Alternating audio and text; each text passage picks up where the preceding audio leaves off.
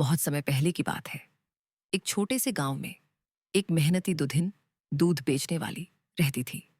सुबह होते ही वह अपनी गाय का ताजा दूध दुहती और उसे बड़े घड़े में भरकर सिर पर रख लेती।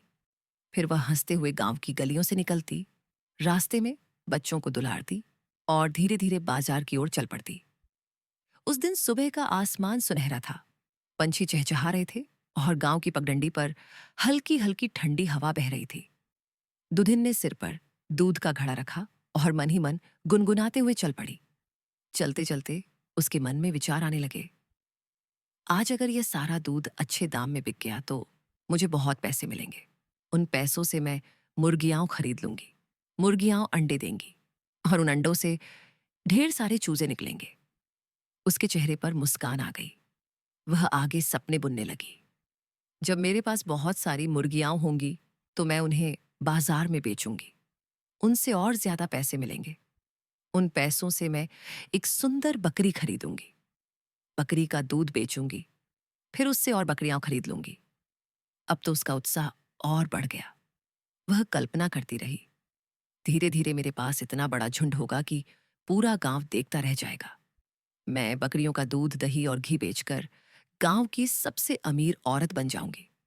उसने सोचा, तब लोग मेरी इज्जत करने लगेंगे। मेरे घर रिश्ते नातेदार भी आएंगे।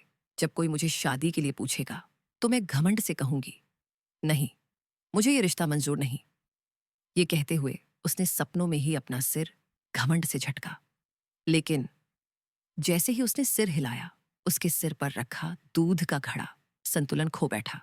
धड़ाम, घड़ा नीचे गिरा और सारा दूध जमीन पर फैल गया। वह ठिठक कर खड़ी रह गई।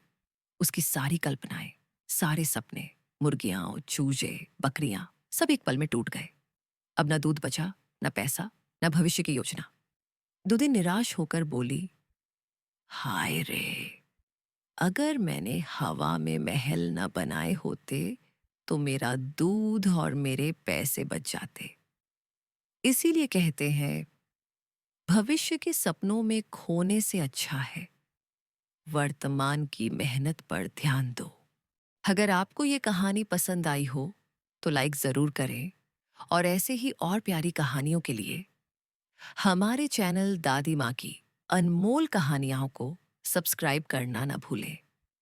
फिर मिलेंगे एक और नई जादुई कहानी के साथ। तब तक के लिए अलविदा।